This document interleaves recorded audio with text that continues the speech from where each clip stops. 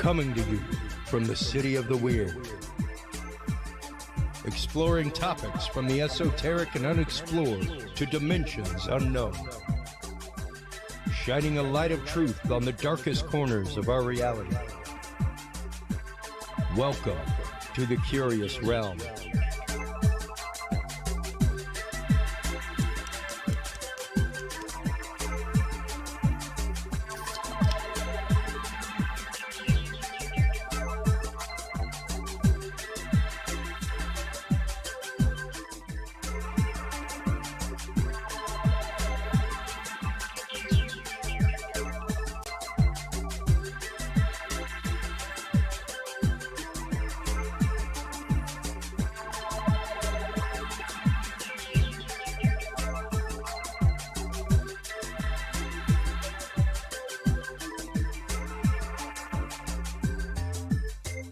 Well, hello everybody. We are having a little bit of a technical issue right now, trying to get my camera up and rolling for you, the audience out there. Thank you for everybody that tuned in this last weekend to our coverage out at the Bigfoot Festival. We were out at the Fouke Monster Festival, actually. It was the 50th anniversary of the release of the movie The Legend of Boggy Creek.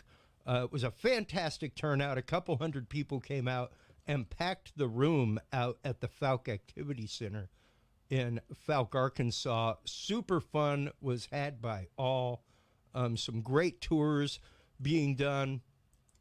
All kinds of fantastic things out on the Boggy Creek for everybody that was out there. So, thank you so much to everybody that was able to tune in to our coverage. Our coverage from that will be, of course, the second part of our episode tonight. Before we get into our first guest this evening, the amazing Sev Tok, we will, of course, be going through our news of the week, everything else brought to you by the Facebook and all of that good stuff. If I can go, good Lord, my system is just full of gremlins. Man, you leave for 1 week, and I tell you what, it just goes to crazy. I don't even know what to make of all this. This is hilarious to me. So give me just a moment here, folks. Let me see if I can get things rebooted on part of my system. Yeah, well, anyway. Let's go ahead and welcome our guest, Sev Tok, back to the show. Sev Tok, the book, You Have the Right to Talk to Aliens. She is a MUFON field investigator, also on the MUFON experiencer team. She is herself an experiencer of the paranormal and UFO, UAP activity. Welcome back to the show, Sev Tok. How are you doing? Hi, Chris. Hello, everyone who's listening. Thank you for having me back. Oh, forever and always you are welcome on my show. And I am so excited, as I was telling you in our pre-interview here, to be meeting you in person at the upcoming MUFON Symposium in Denver. I will be a sponsor there. I will be live broadcasting for the days of conference, and you will actively be the MC for the event. Yes, I am so honored that they asked me to be the MC. I'm very excited. We have about 12, 13 speakers, internationally renowned, distinguished speakers. And our topic is, well, the title of the symposium is UFOs in the Spotlight. And we're going to be dealing with how the press and how the media has been dealing with the reality of UFOs and ET contact. Yeah, which has been really interesting over the last year or so. I know that we have had conversation with you previously about this. Let's start with, of course, your opinion of the recent coverage of the UFO UAP hearings in Congress. I did watch it, and I actually made a video. It's on my YouTube channel, Yep. Alien Spirit TV, where I sum it up and I give my commentary as an experiencer.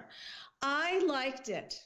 There were a lot of things that were talked about. MUFON was mentioned, Project Blue Book, the Maelstrom incident where there was a UFO or an orb Oh that yeah. shut down, yes, the nuclear missiles.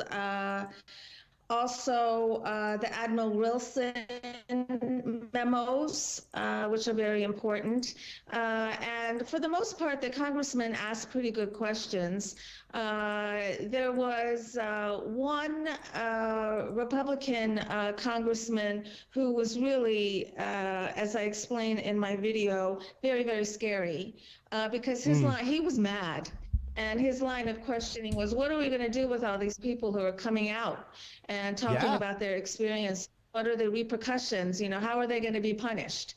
And that was a little startling. Well, yeah, because it was it immediately, once he came on, turned into a dialogue control, and it was very much the fact of the question that he asked was, what do we do about people who are putting out false information about this? What are we doing about people that are making claims that can't be substantiated? And their response was what I think was really dialogue driven, which was, we don't really have a protocol for that. That's up to y'all to make a law for it. Yes, actually, they do something which they don't want to admit. They have the Men in Black, Sure. and they have MILAB. So we are bothered. Yeah. But they're not going to admit that. But it's First Amendment right. I can talk about my experience. Absolutely. He has no right to shut me up or the thousands or the millions of experiencers around the world. I mean, they can't control it. And the reason those UAP hearings even happened was because of the social media drive. Oh, absolutely. Absolutely. And, that is the one thing that myself, as well as our regular guest, Mike Turber, has held throughout all of this. Whether what we are seeing is an active public disinformation campaign. Yes. Which, really the only way, much like after Roswell, things like that, we made that crazy leap randomly to fiber optics, microprocessors, things like that. We are straight up against that same technological leap right now when you're talking about Russia using hypersonic missiles in the Ukraine. Not even whether or not they exist, but here they are, they're being used. Yes. And when you're saying that that technology exists, you can't be saying that the others don't, because you've been saying for years that that wasn't possible. Correct. And they were also creating this narrative. Do you remember that horrible video? Oh, God, yes. That was shown that it was a joke. The half a second of content? Yeah, it was just like that little silver round thing. And it was Scott Bray. It was Bray, and the other gentleman's last name was Moulton. Anyway, their narrative is that the videos that they get are not good.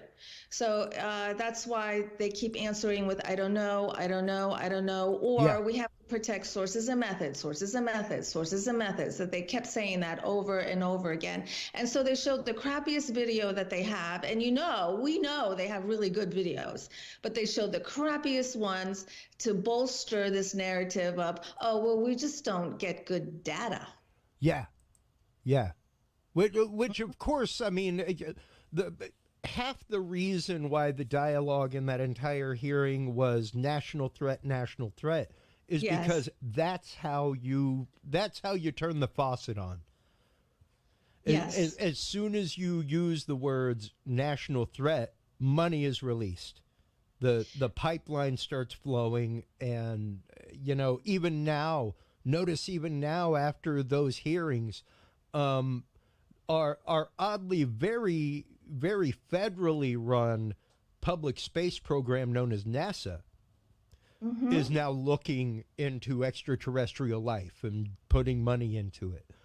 They weren't necessarily saying that they were doing that before, not with a loud, proud voice out on social media and things like that, but they are now. Yes, they have been, but you're right. Now they're finally admitting it. Yeah. And what's so wonderful about all of this coming out is that a lot more people are reporting their experiences to MUFON. Yeah. Well, and let's start getting into that, because that's one of the reasons I contacted you, along with coming on to promo the upcoming symposium and chat about some of that preparation. But you are an active MUFON investigator out there on the daily, working with experiencers. You're out on the experiencer team. I think a lot of people forget the fact that MUFON is out there, boots on the ground, actively investigating these things as they happen. So let's go over a few of the recent cases that you have come across during your investigations. All right. So, as you said, I'm a field investigator for North Carolina, and I'm also on the executive committee of the Experiencer Resource Team, which is also known as the ERT. So, the field investigators primarily, there are exceptions, but primarily we deal with lights in the sky, and we engage in a lot of research, cosmological research. We look into what satellites were in the area, what the weather was like. We really spend a lot of time investigating each and every case that is presented to us. Now, the Experiencer Resource Team, however, deals with people who've made contact, direct contact with ETs. And there's a lot of them. And I've been doing that work before I even joined MUFON. So I help experiencers personally, and I also help them through MUFON. And if anybody wants to reach me, they can just reach me on my website, planetsev.com. And there's a couple things that have happened now that we can talk about this more freely. As I said, a lot more people are contacting MUFON with their stories. And we're also getting more historical cases, meaning cases that happened a few years ago. Oh, wow. Because people are finally ready just to get it off their chest. People just want to get it off their chest. Yeah. And another thing that's happening is there is a trend. And I think you and I talked about this before, where there are more interdimensional incidents than 3D incidents.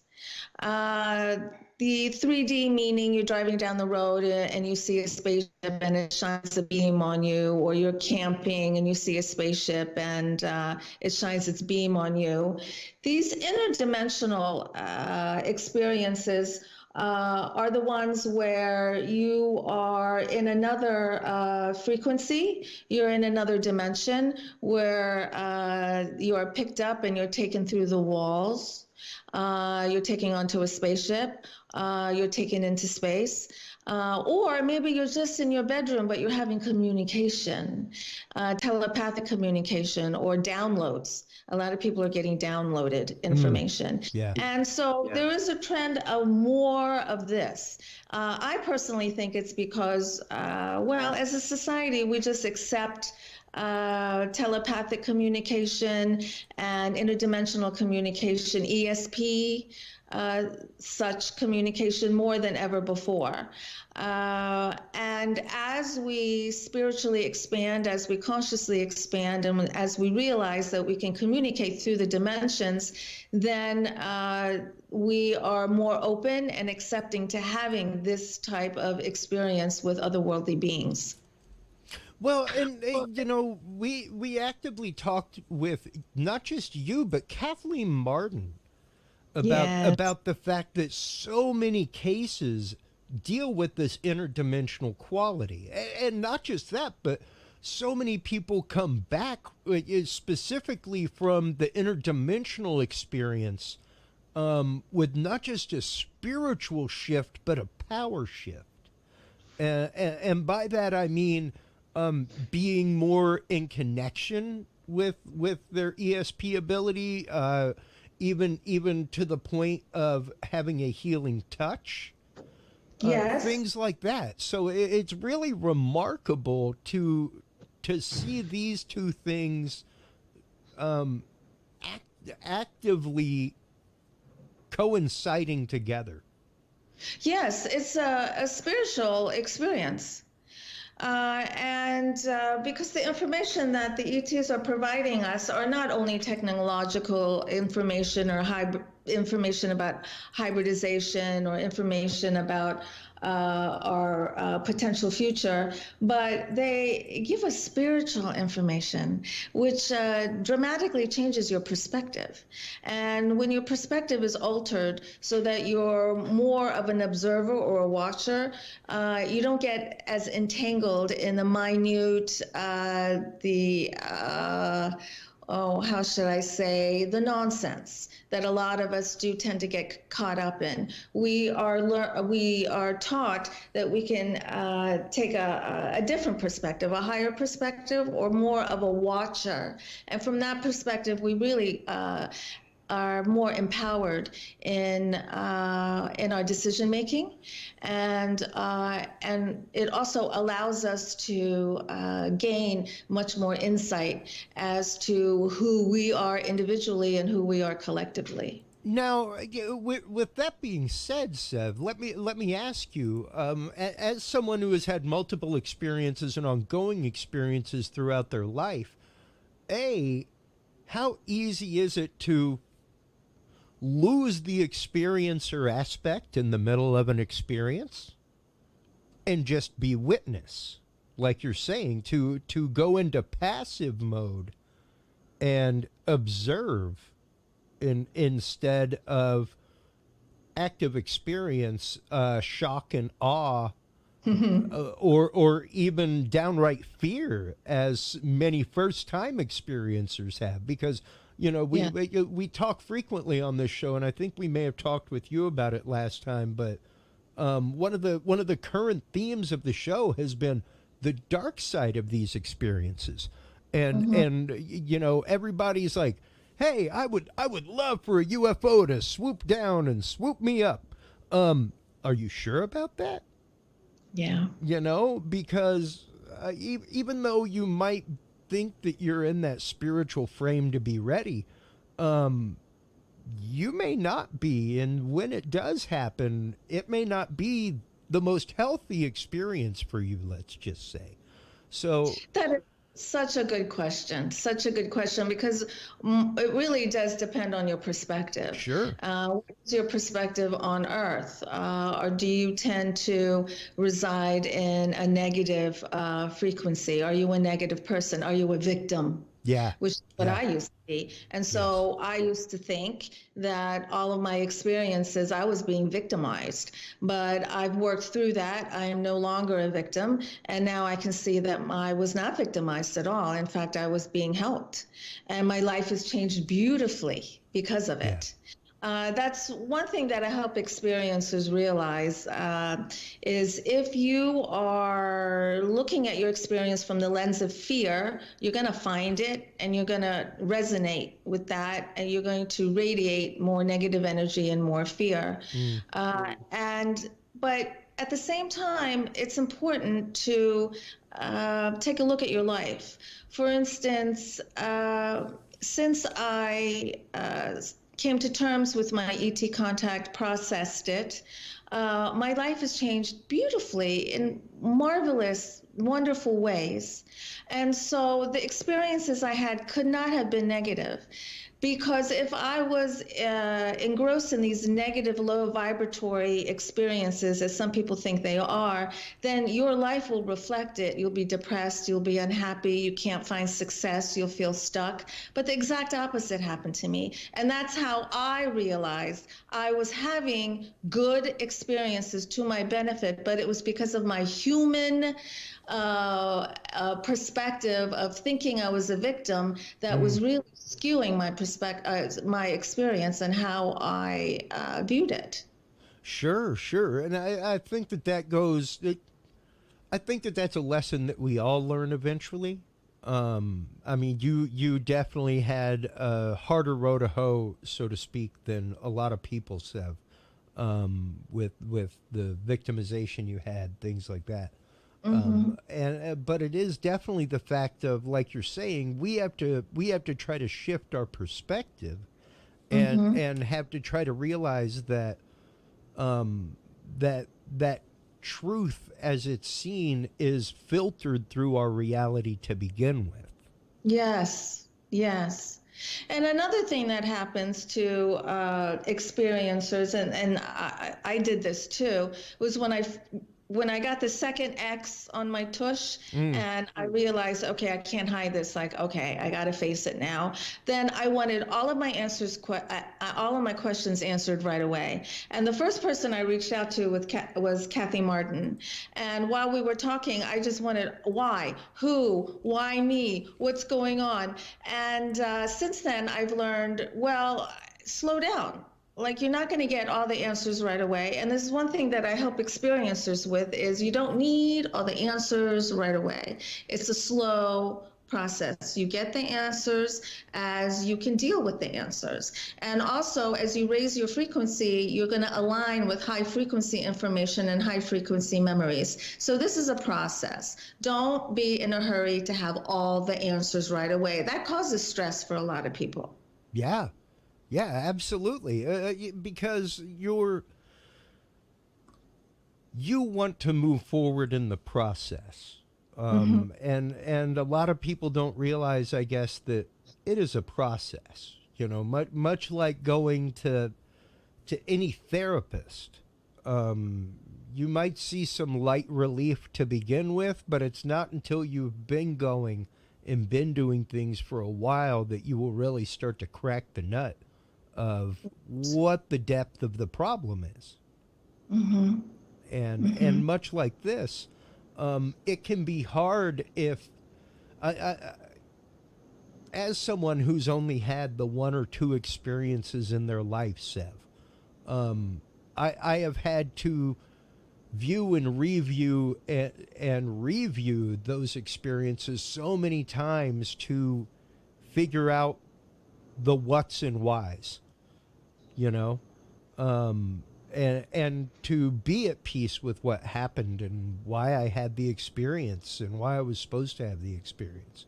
So do you find it easier for yourself and other people who have been multiple time experiencers in their life to be able to cut loose of that experiential process? Is there anything that people can do, let's say, just on the daily to, I guess, ready themselves for the possibility of experience and to be able to release and observe instead of being caught up in it?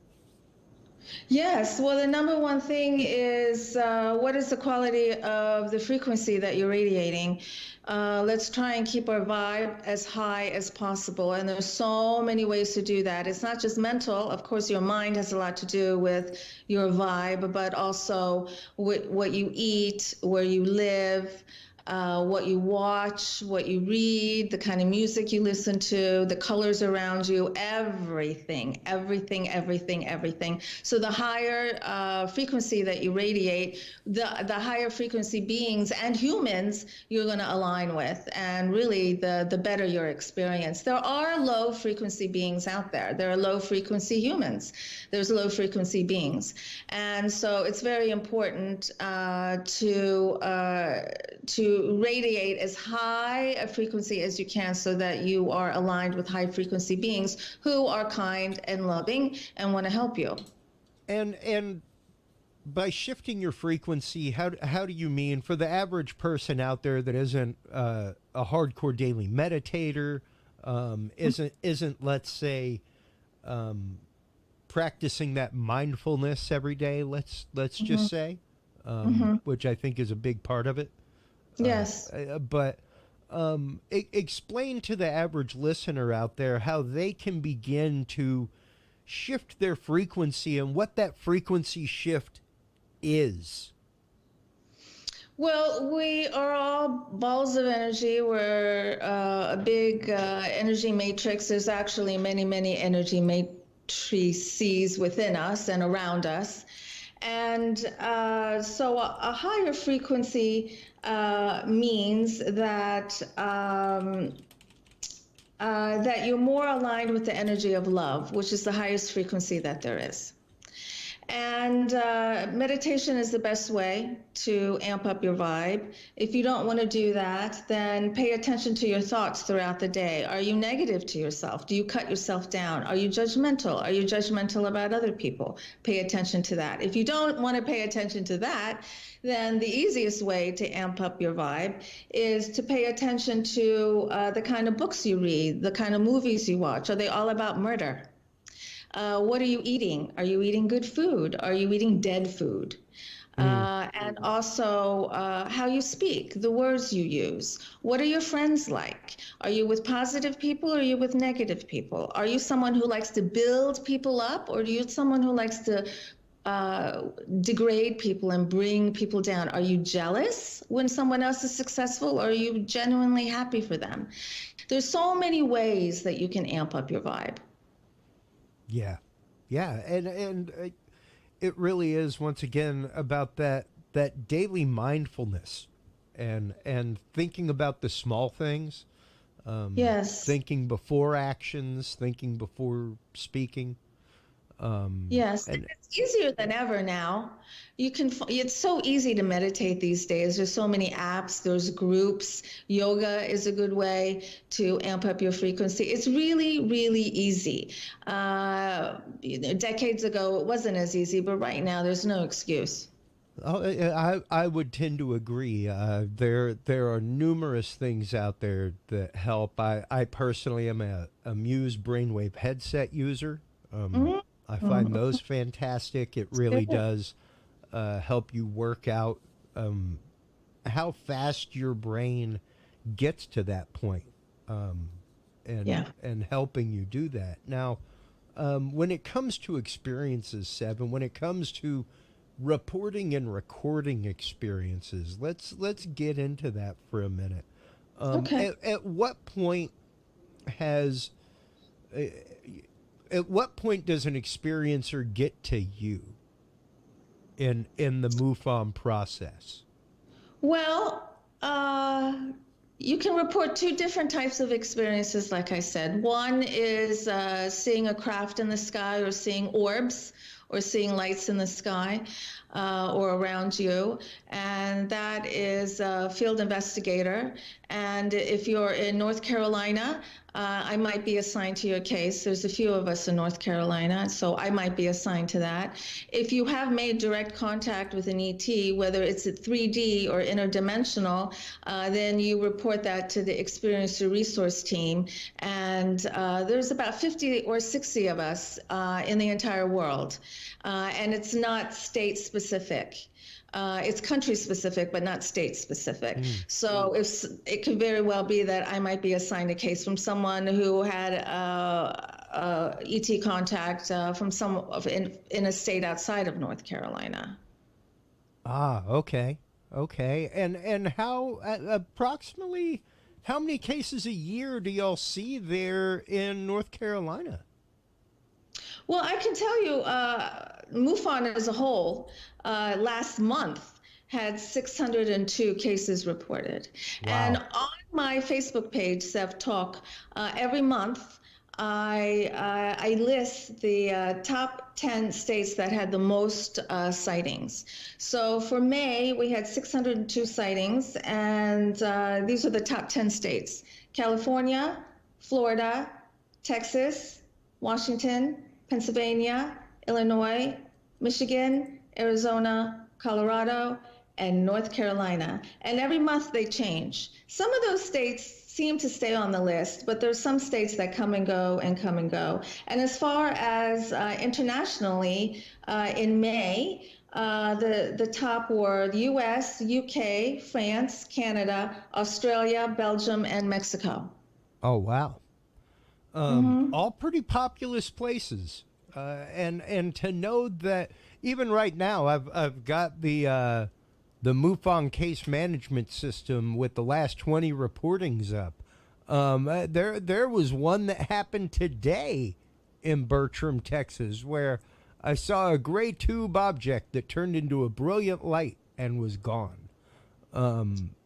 So I mean, there were, out of the last 20, That event happened today and was submitted today, but there are, out of the last 20, probably about 6 of them that happened within the last week. Yes. And once again, that's because of media's attention, and people are not scared to come out. And also, like I said, people need to get these things off their chests, and that's why we're getting a lot of historical reports too. They just feel better if they just tell somebody. And a lot of times they'll end in the form that you have to fill out. You have to give a brief synopsis of what happened to you, and often they'll just say, I'm just tired of feeling like I'm crazy. Like, I just want help. I want some answers. Like, I don't want to think I'm crazy anymore.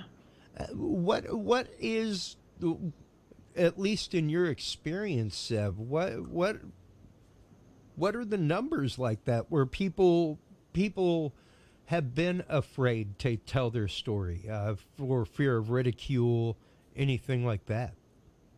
Oh, that's super duper high. It's probably in the 90%. Wow. Yeah. There's still a lot of people who still haven't come out, who still haven't told anybody, and maybe they never ever will. But it is easier now than ever to get help and to come out. And it's really important to come out, because if you're hiding it, you're hiding something that is so true about you. And you can't, when you're trying to live a fulfilling and successful life by hiding something that is so real about you, it affects every arena of your life. Once you're able to process that and go forth and live authentically, we know what happens when you live authentically. All doors open, all areas of your life are better. Well, and let's get into that real quick before we move on to the symposium and how you got involved with that. How do people begin to find that help, Sev? How do they begin to find the support that they need? Are there MUFON support groups? How do people begin that process of healing post-experience? Well, the first thing is to come out to yourself and just say, okay, I admit this about myself. I can't hide it anymore. And write down everything that you remember that's happened to you. Just start writing it down. And then contact MUFON. And there's lots of experiencer groups. You can find them everywhere. MUFON also, if you report your experience to MUFON, we can also direct you to experiencer groups. And we also have vetted hypnotherapists and regression therapists if you're interested in that too. So MUFON does offer a lot of support and a lot of help. But if you don't want to go through MUFON, there's also a lot of help. I also offer help outside of MUFON. You can just contact me. And there's lots of people that are offering help. But on Facebook, there's so many groups, and you just have to pick and choose what you feel comfortable with. Sure. Because it can be tough. It can be hard. Like I've shared with my audience numerous times, even my experience, which was much more of a personal spiritual experience than anything else. Even that, whenever I got into the halls of the seminary, it was hard to share that because anybody that I shared it with looked at me like I was crazy. And that was somewhere that, hey, you'd think maybe there'd be some open minds to that kind of concept. Yes. No, not necessarily. You know? So it became hard to share that experience after a while. Yes. You know, when I was open to sharing it to begin with, because it was pretty amazing and nothing frightening to me. So yeah, I can't imagine what it's like if it's an experience that has steeled your life the same way mine has, but to the extent of another dimension or another entity, things like that. Yes. Well, I'm really glad that you're coming to terms with what happened with you. I think that's fantastic.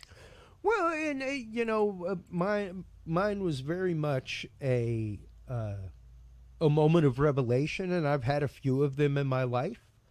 And a moment where what I know to be my God, the presence of what I would consider capital G God, Mm, was there and pulling me and moving me. mm-hmm. And that was my first experience. I've had it numerous times since, and I've come to recognize it. And whenever I feel that feeling, I whatever is happening around me, I pay very close attention to. Mm-hmm. And when I see a moment to move, I move. I Mm-hmm. do not question it. I don't think twice about it. Oh. I've learned that much about it. That when it's there, I need to perk up, pay attention, because something major is about to happen. Yes, and it's not by accident. No, no. There's a very good reason why anyone sees a UFO or makes contact. Very, very good reason. It is Well, not fluke. let's get into that real quick, Sev, because like I was saying, there are a lot of people out there that are like, "Oh, please, give me my turn." You know, A, should they be asking for the "Oh, please, give me my turn"? B, how does that change you? Okay, well, give me my turn. There are actually, I believe, millions of people who are having contact and don't realize it. Often, the memories of our contacts come through in a dreamy fashion. And so we chalk it up as a dream or maybe imagination, but those are real experiences. And so there's that portion. And there are CE5s now, where you can make willful direct contact. That can definitely be done. The best way to do it really is through meditation. Mm. You can make contact with otherworldly beings, not just ETs, but all kinds of beings. There's an unlimited amount of beings in an unlimited amount of dimensions. So, of course, you can make contact with them. And the thing, though, is just to be very, very careful about who or what you're coming in contact with. And like I said before, and I sound like a broken record, but it all is determined by your frequency and your mindset and how negative you are, how positive you are. Because if you are living in a low vibratory frequency, you're going to align with low vibratory beings, and we tend to call these beings scary, negative, bad, mean. Mm. So it's really, really important. Well, and as you were saying, and as Kathleen Martin mentioned, that other dimensional experience that more people are starting to have now, Mm-hmm. and being recorded, it's the fact of their bodies have shifted vibration Mm-hmm. into another kind of like, to give it the nerdy association. If you ever read uh, the Flash comics, the way that the Flash like moves through objects is he actively vibrates at the same frequency of the atoms of the object, and Oh, it yes. allows him Yeah. to pass through walls, things like Right. that. Mm-hmm. So very similar action where once, as the experience that Kathleen shared, where the person was taken not up to a ship but up near a ship and passed through the hull of the ship, observing what was inside. By changing that vibration in that way, you now vibrate in a different way after. Oh, yes, it definitely affects you forever. It does amp up your vibe. Actually, I just got a case recently from Georgia, and she was abducted from her bedroom, and she was pulled through the ceiling, Oh wow. just like you were talking about, and she saw Earth from space. And then when she came to, she saw these triangular marks in the palm of each of her hands. And she sent me pictures, and they're like these little pricks at the 3 points of where a triangle would be, and they're equidistant. Wow. There Wow. are, have a lot of cases where there's geometric marks on people. I've had many geometric marks on me, just not the X's that I write about in the book, but many other marks too. Which I have up on screen right now, your exes. Oh, Um, thank you. well, it more and more people, like you're saying, are starting to experience things on this level. And more people are starting to come out with their story to the public. Now, Yeah. with that in mind, Sev, I guess much like just to kind of loop the conversation back to the beginning, with the UAP hearing, how do we make sure that how do we vet the information that we're getting? How do you go about vetting the stories? How do you I mean, of course, with some things like the marks, you have photographic evidence, things like that. I, as you know, am always more prone to believe the victim or the experiencer, until proven otherwise. Yeah. So, what is the protocol with MUFON when it comes to that? Well, when it comes to the field investigative work, where someone says shows us a picture of some lights in the sky or an orb or something like that, as I had explained, we do a lot of research, and we look into the satellites, we look into weather-related phenomena that was happening at that particular time. We look into the airports that are in the area. We look into a lot, and we research into a lot. When it comes to talking with a witness for an ERT, someone who's made direct contact, our job is not to judge them. And our job is not to tell them, okay, what you had was a real experience, or okay, you did not have a real experience. That is not our job. Our job is to listen to them, help them get it off their chest, and then ask them, what more can I do for you? Do you want to talk again? Or do you want regression therapy? Do you want to go to a counselor? I have vetted ones for you. Do you want to join an experiencer group? Talk with other experiencers? I can offer you that too. So I do not want to, I don't want anyone to think that if you contact MUFON that we're going to judge you. We're not going to judge you. That's not what we do. Yeah, exactly. And that is why I was asking the question. Thank you. Is because a lot of people think that you will be going through the third degree. You will be going through, rungs and hoops of people. Not the case. It's very much the case that you find somebody like Sev, or you go to MUFON and tell them your story, and then they connect you with somebody like Sev, who is local, to work with you and to record this and to get it down and to make it as easy as possible for you to tell your story. Yes. And to add your story to the evidentiary chain. Yes, that's very important. So, now, how did you come about being involved, A, with specifically the experiencer team, and B, with the upcoming symposium? Well, I was just simply asked. I got an email from the ERT saying, would you be interested in joining? And I was interested in joining.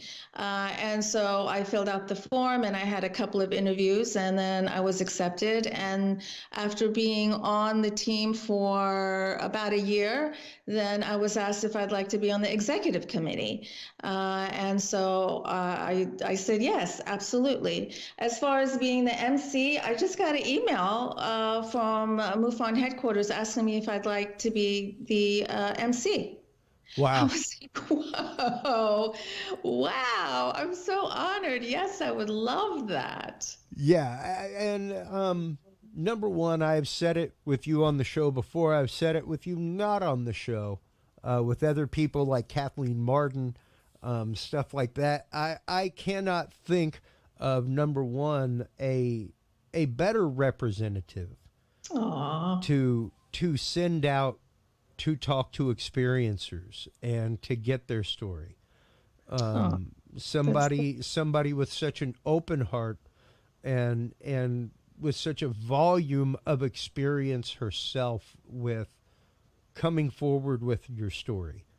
Thank you, Chris. And I think it is so important that people like you are intimately involved with the ERT, the experiencer response team with MUFON. Yes. I'd like to remind everybody that we're volunteers. Yeah. We do not get paid. Yeah. And so we are giving of our time. I'm not retired. I have a practice. I'm a spiritual life counselor. I do soul purpose sessions and soul and mentoring sessions. Yeah. And so that keeps me very busy full time. So I do all of this on my own time. And that's because we're serious and we're driven, and this is very important for us. And so we volunteer our time. Yeah, precisely. And not only do I think it's fantastic that you are the representative for the ERT, but that you are going to be out front and a public face for the symposium. I don't think that they could get a better advocate out there for MUFON and personal involvement, as well as what it means to come out as an experiencer, and the fact that they are having not a doctor who looks into these things, not someone, no offense to Kathleen Martin, she's amazing and I cannot wait to meet her at the conference as well.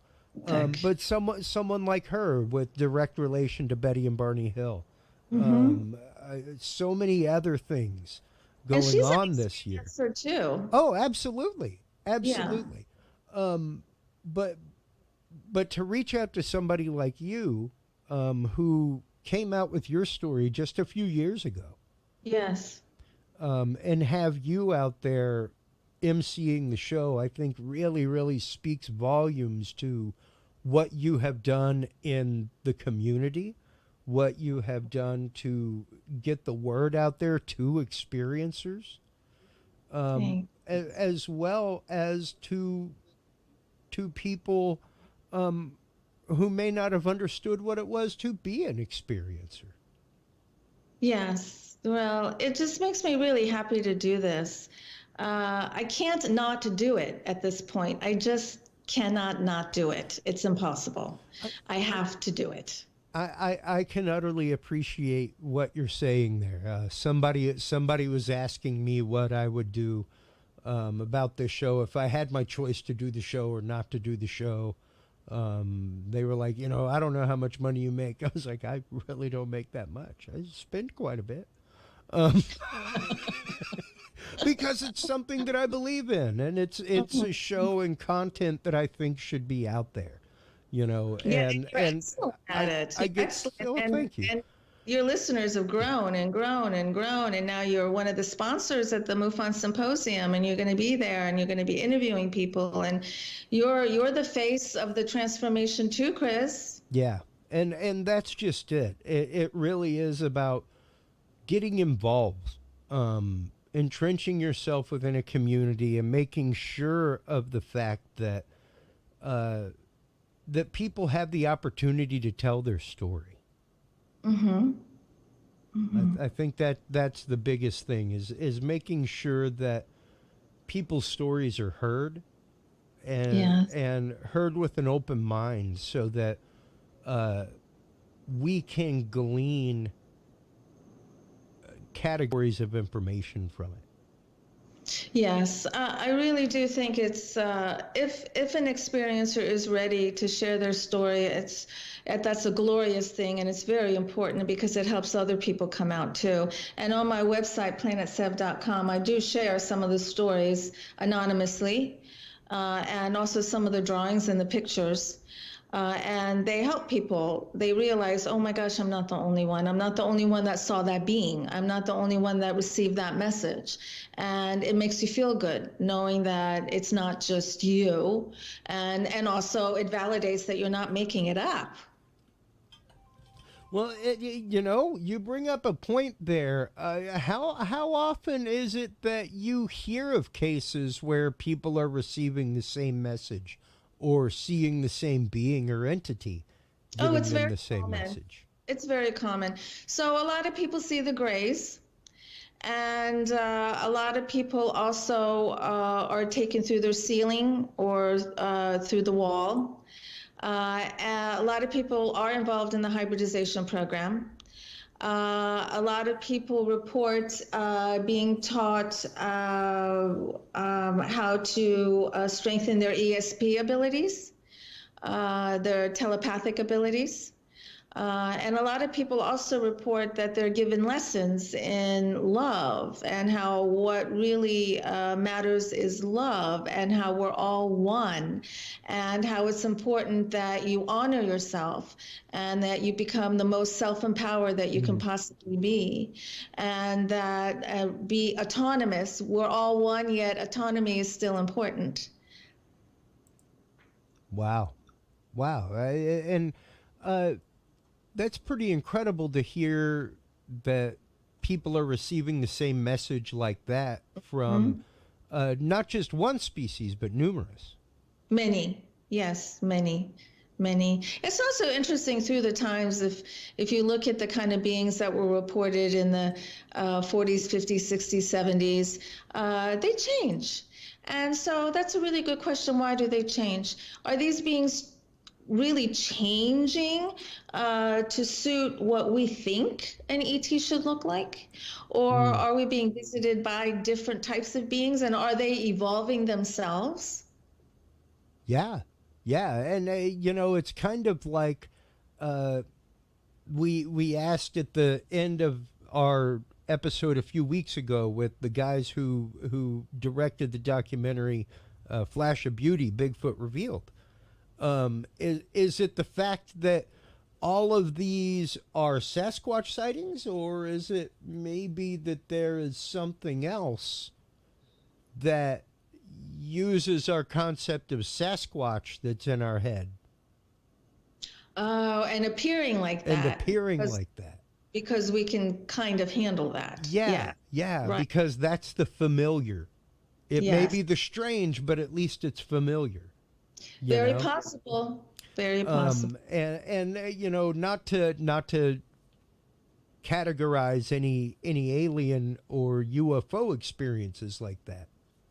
However, there are numerous stories of reptilian species, things like that, that are literally out to get humanity, out to feed on our energy, all kinds of things.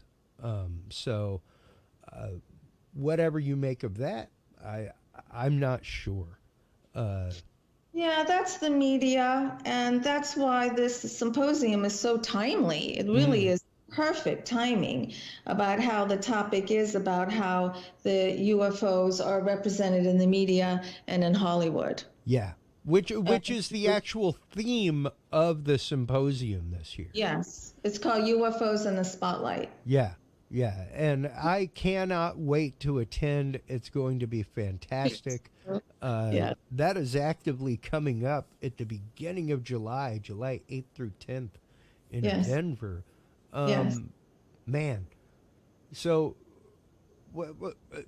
let me just ask, what are some of the things that you are going to be doing at the conference, Sev? Well, besides being the MC and introducing everybody, I'm also a moderator on a panel. And let me pull up the people. We have two panels. One is called From Tinfoil Hats to Accepted Science. And the moderator for that is Cheryl Jones, who's our keynote speaker. Oh, fantastic. And, yes, you know Cheryl from Coast to Coast, and she was also on CNN. She's a very well-known, very experienced journalist and in the media. And hold on, please, I'm going through the schedule for this symposium that I am moderating called How Hollywood Covered Experiencers and Contactees. And usually they just don't cover them in a very positive way. And we have on the panel Kathleen Martin, we have Craig Campobasso, we have Tom Reed, and we have Dave Scott and Ron James. And we're also screening Ron James's new movie. That'll be on Saturday night. He has a new movie coming out, which is called Accidental Truth. Wow. And there are so many great speakers, so many things coming up at it. I can't wait. It's going to be so much fun and so informative. Man, let everybody know where they can go before we let you go, Sev, where they can go to schedule an appointment with you, where they can go to find out more about MUFON, where they can go to get help and to register for the event. Okay, thank you. Well, I have a website, planetsev.com. My email is sev@planetsev.com. You can find me on Facebook and on Instagram, and I just joined TikTok. Oh. And, I have my YouTube channel on YouTube, Alien Spirit TV, and my book, You Have the Right to Talk to Aliens, on Amazon. You can sign up for the MUFON Symposium, which is in Denver, July 8, 9, 10, on MUFON.com. And as far as getting help as an experiencer, you can contact MUFON.com, or you can contact me, or you could just kind of Google around and see who's offering help. There's a lot out there. Well, Sev, thank you so much as always for your time, especially on such short notice. I have been slammed with 24 days on the road, and it dawned on me on my way home that, I need a guest for Tuesday. And I was like, you know what? We just got done with a live festival. We're getting ready to do another one. Let's have Sev on and talk about some recent experiences, talk about being an experiencer, and talk about the upcoming festival. So I can't wait to meet you in person. Can't wait to see and experience the whole thing. Thank you as always for coming on. My pleasure. Thank you, everyone, for listening. Absolutely. Well, thank you so much, Sev. While you are online checking out everything from Sev Tok, folks, make sure to stop on by CuriousRealm.com. We will be back right after this break with our live coverage with Daniel Allen Jones. We were joined by our good friend Daniel Allen Jones of the Vortex while we were out at the Fouke Monster Festival this last week. We will be airing that coverage right after these commercial breaks.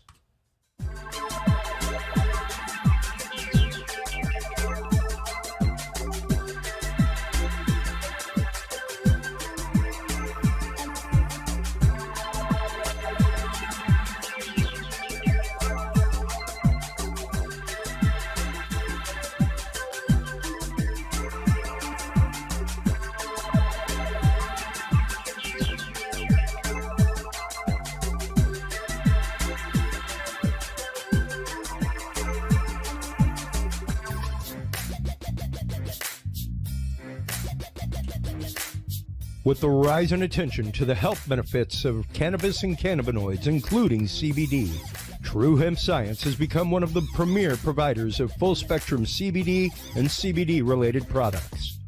Using a proprietary spagyric process, True Hemp Science extracts maximum benefit from the whole hemp plant. Buds, leaves, stems, seeds, even roots. Every part of the plant is used and then reused to formulate a rich, complex profile of CBD, CBD derivatives, and terpenes guaranteed to provide the relief and benefits you need daily. Visit truehempscience.com to experience the best CBD oils, edibles, and topicals on the market today. And use code CURIOUS7 to save 7% off your entire purchase of $50 or more and get 2 25 milligram CBD cookies or brownies free. That website again is truehempscience.com and the code is CURIOUS7.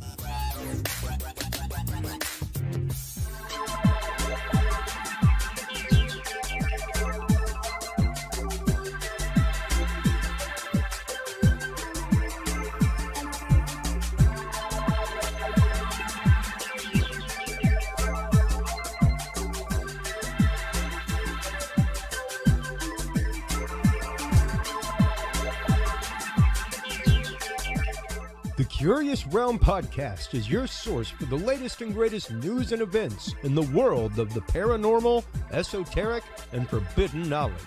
And there's no better way to spark the conversation than with items from the Curious Realm store. Choose from fan favorites like hoodies, mouse pads, coffee mugs, and more. Buy books and items from your favorite Curious Realm guests. Get your hands on the latest gear for paranormal investigations and experiments we discuss on the show. Open your web browser and stop on by the Curious Realm store at curiousrealm.com/store to buy the latest Curious Realm wear and out-of-this-world gifts for yourself, your family, or a mind that you want to open. That website again is curiousrealm.com/store.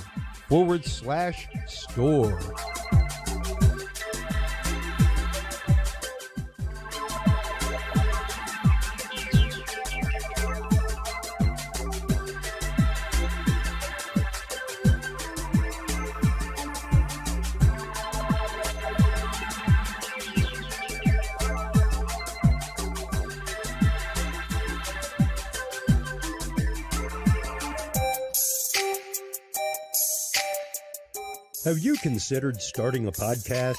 Looking for a way to make your business a voice of authority in an industry? Then Podcast Cadet is the solution for you. Whether starting a podcast for yourself, your brand, business, school, church, or just plain fun, Podcast Cadet is here to help you navigate the waters of the podcast industry. Specializing in one-on-one consultation and training with industry professionals in fields ranging from podcast technology and editing to distribution, monetization, and even social media strategies. Podcast Cadet tailors their services to the specific needs of you and your podcast. Do you already have a podcast and trying to find ways to engage and grow your audience? Sign up for your Podcast Cadet audit today and let us help you explore new and exciting ways to leverage your content and elevate your podcast brand to whole new levels. From consultational workshops to affordable podcast production and maintenance packages, Podcast Cadet is your one-stop shop for everything podcast related on the internet. Visit podcastcadet.com today to sign up for your consultation or training and use code CURIOUS20 to save 20% off your entire purchase.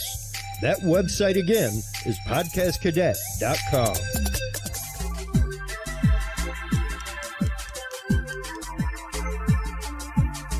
Well, hello everybody, and welcome back to our continuing live coverage over here at the Fouke Monster Festival. With me is Daniel Allen Jones from the Vortex. How are you doing, my friend?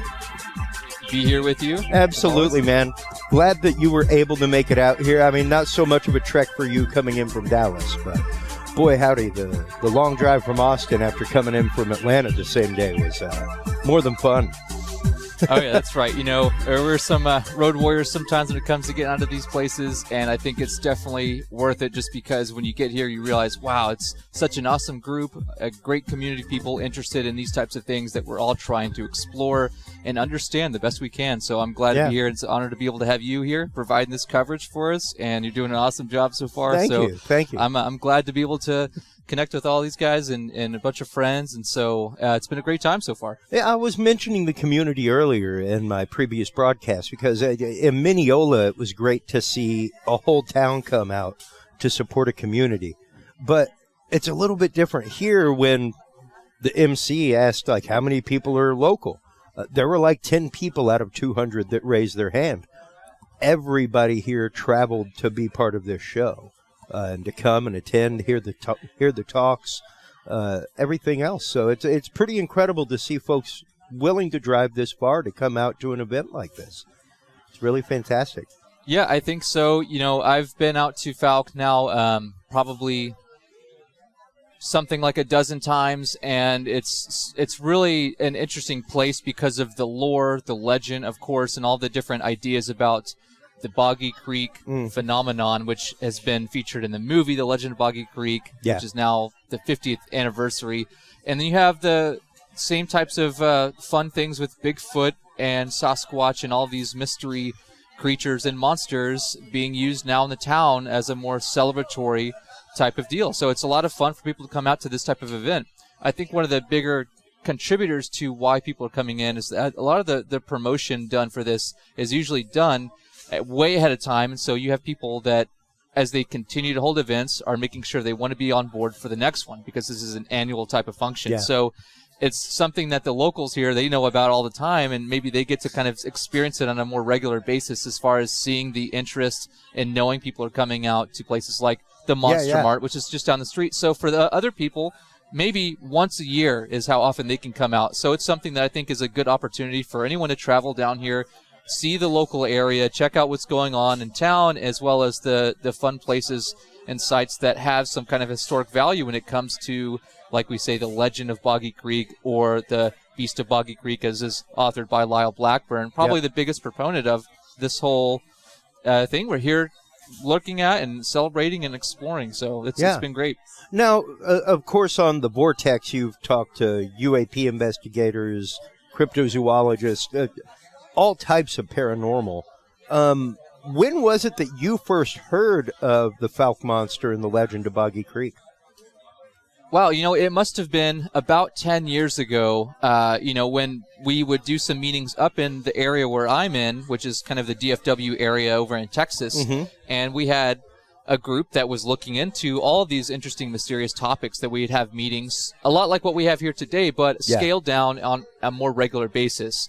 So Lyle came and gave a presentation on his book, which was new at the time, The Beast of Boggy Creek. And so I thought, wow, that's really interesting to find out it's not just one of these ideas of Sasquatch being up in the Pacific Northwest. It's not just the interesting ideas of the Patterson-Gimlin film in California and all of this, but it's something right here in the South, not too far away from where I am. And so I thought that's a really cool opportunity to look into something that's Bigfoot related in my own backyard, so to speak. So from that point, I took the time to kind of not only read his book, but to look into the other fascinating aspects of what we kind of refer to as the Southern Sasquatch, and maybe what it could be, or what could be, you know, relating some of these ideas in a way that it's not just an isolated phenomenon. So I've been looking into that for a little while, just because it's something that I'm in the region of, and I'd like to be able to kind of see that we continue to hold these types of events, because there are people who, as you just said, you know, or even local people who have no idea that we do these types of things, and probably are really interested or might have sightings or experiences and encounters that go back. And that's another way that people can come out of the woodwork and share about something, is by,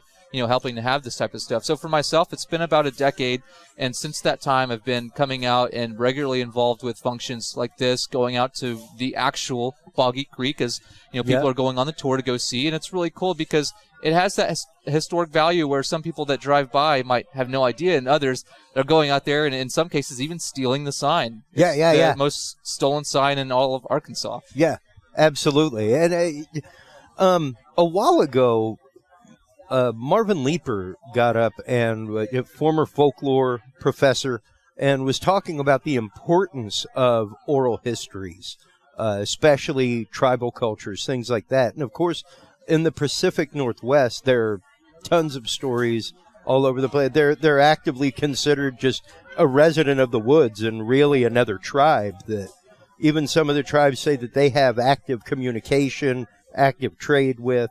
They leave gifts for them, things like that. But like you were mentioning, hearing things like the Fouke Monster, Legend of Boggy Creek, stuff like that, it's really interesting how amongst Anglos in the Northwest, everything is pretty much the same. But once you get down here into the southeast part of the United States, these things take on colloquial name. They whether it's skunk ape, stuff like that. It's really interesting to see the localization of that amongst things and amongst places across the United States. Right.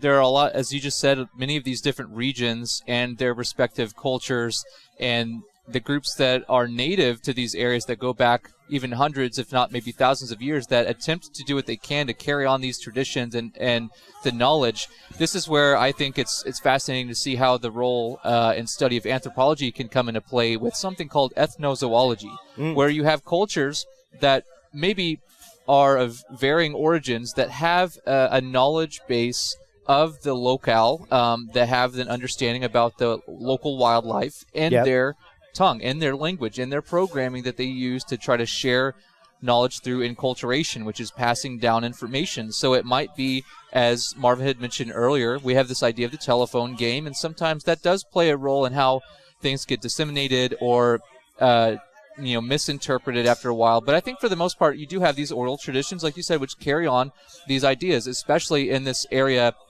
we call, Texarkana or something like that. It's like all the combination of Texas, Arkansas, Louisiana, and Oklahoma. And in this sort of area, you have this notion that maybe these creatures have been roaming around and trying to kind of work the waterways.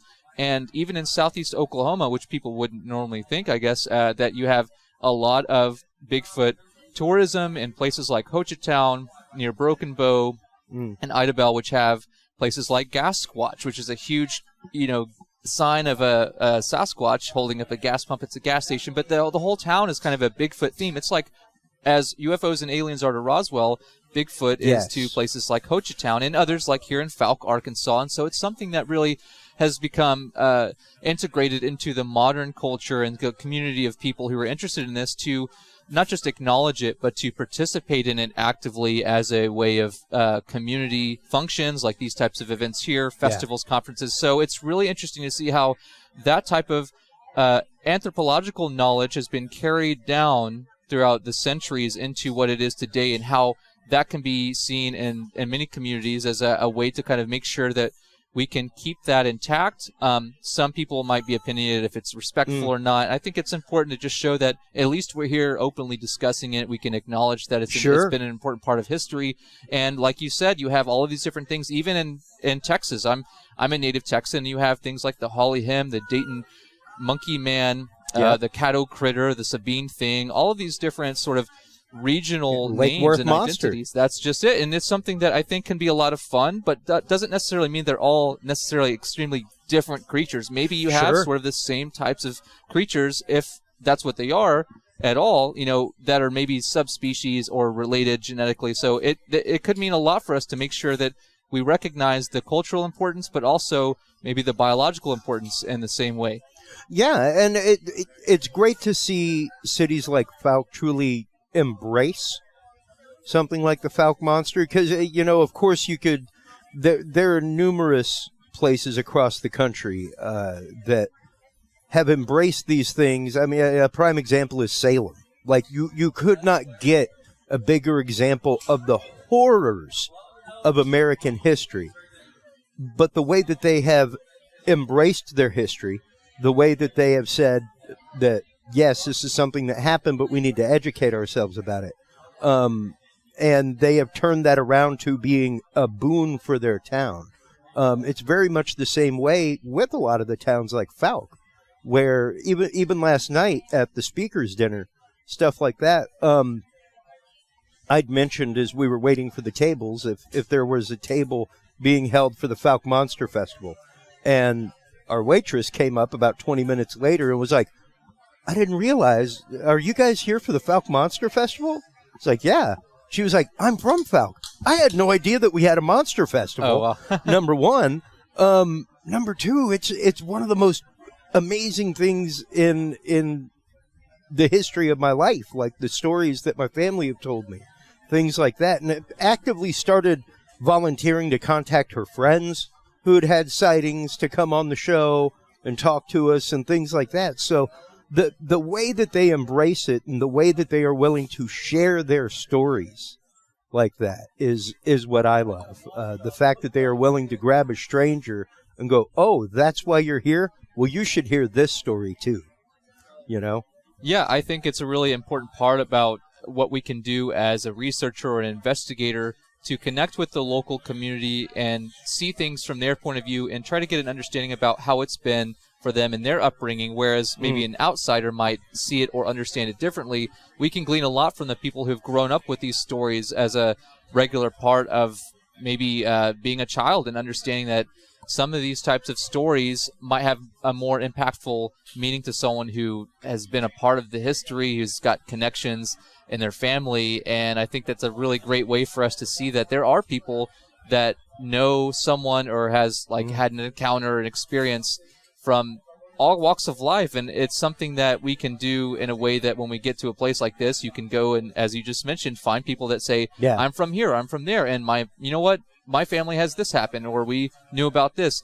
And I think that's a really great way to connect the dots and show that there's a valid history behind the phenomenon. Whether it's this or that can be discussed as well. But just to show that there has been an interest, and it's not just something that's been concocted in modern times only because of something on a sci-fi movie or some kind of horror flick or something like that. So I think that it's really important to see that can affect people's understandings, but that's not really going to account for the total sum of all of these different historic knowledge bases of people that have come forward that know about this, as Marvin had mentioned, that you can see has gone on well before there were any movies made about this or anything. So it's really important that we continue to acknowledge and value the heritage of these places that really show us that it can be sometimes a gold mine for people coming out and wanting to talk with locals and eyewitness, people that are really involved in a way that otherwise you just have to kind of try to find something by way of old articles and stuff like that. So it's cool to know that there are people who are from here that are interested, but there are also people who want nothing to do with it or think that nothing of it. So that are like, oh, well, I've heard stories. Nothing really happened in my family, and I've been hunting out on the creek my whole life, and what for you has been the most interesting story that you have heard come out of Fouke? Because like you said, you've been coming here for a little while. It's not your first trip here, definitely not your first trip to the festival.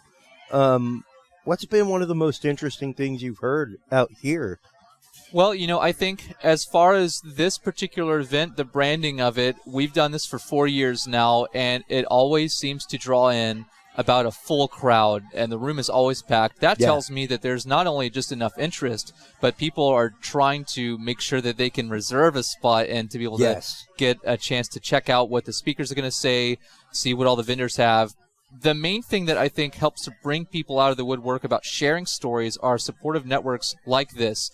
Before this one, there were a few other events that celebrated this as a conference format, and before it was more of a festival where people got together and just kind of openly had a bit of a fun event in the town. So with things like that, you do have people come forward and say, you know what, I saw something this time, or this happened with someone I knew or a relative or someone not too long ago. And so because of that, it's not just a historic incident that happened one time or just a few times, but it seems like it might be an ongoing phenomenon. That to me is particularly interesting because it shows the longevity of such types of creatures' ability to kind of adapt, if this is the case, in an area where we would think, okay, there's modern encroachment to some extent. We're out in some pretty intense wild areas. We've got the river bottoms over here, the Sulphur River, the swamps and all these things which most people, would never dare to go into.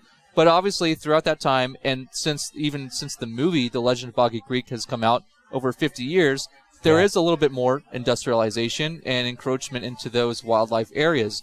So with that, you also have more eyes out in the field to maybe bear witness to things that could be lurking out in the dark or where most people wouldn't think to check. So because of that, I do think you have modern reports and sightings. If any of them are real and valid reports of some anomalous creature, that could be something really important for us by way of understanding this is still here. It's not just something that happened way back then, which that's great, but we can still maybe find something that's out there. And I think it's really important that we not only open our minds, but open our eyes to the possibility that we can get out there and look and just enjoy the beautiful wildlife. When I'm here, I usually like to stay out at the local park. It's a free place to camp, and people say there's activity out there. And I think it's one of the ways that we can, as either field researchers or just investigative reporters or whatever it is we're doing to contribute to this meaningful work, is that it's important to see that when people share a story, you know, it sometimes can be easy for others to dismiss or to be disregarding of. I think it's really a fascinating idea to think that if someone tells you they saw what they think is Bigfoot or Sasquatch or the Fouke monster, even, 10 years ago, 1 year ago, a few months ago, to me that's fascinating to think like, wow, it's still going on. If people are really seeing these things, it's not misidentification, then that means that something is still out there. I don't think it means it necessarily is always the same one as people were seeing like way back then. But it could mean that maybe there's a viable population, and maybe that these things are roaming around. And as they say, he always follows the creeks, and I think that could be a good way for us to understand migratory patterns, if they're nomadic or not, if they're trying to be opportunistic as far as their dietary things. So with people sharing their stories, I think that's been the most fascinating, and finding tracks, finding what they think are forms of evidence as an ongoing phenomenon, not just something that happened as a singular historical instance. Yeah, absolutely. We've got about 10 minutes left before break's over. We get back into presentations, things like that. With our last few minutes, what we just got done hearing from Chester Moore just a minute ago, author of Hog Wild. He actively works with Texas Parks and Wildlife and conservation efforts, things like that. I found it very interesting in his presentation that it wasn't so much about Bigfoot, but about the other things out there. Because, a lot of people are going out to the national parks to do this. And amongst safety concerns out there are, like he was saying, go watch Murder Mountain on Netflix. Like there are drug cartels out in the national forest with grow operations, all kinds of things. So as opposed to when we were kids back in the 90s, stuff like that, going out and camping.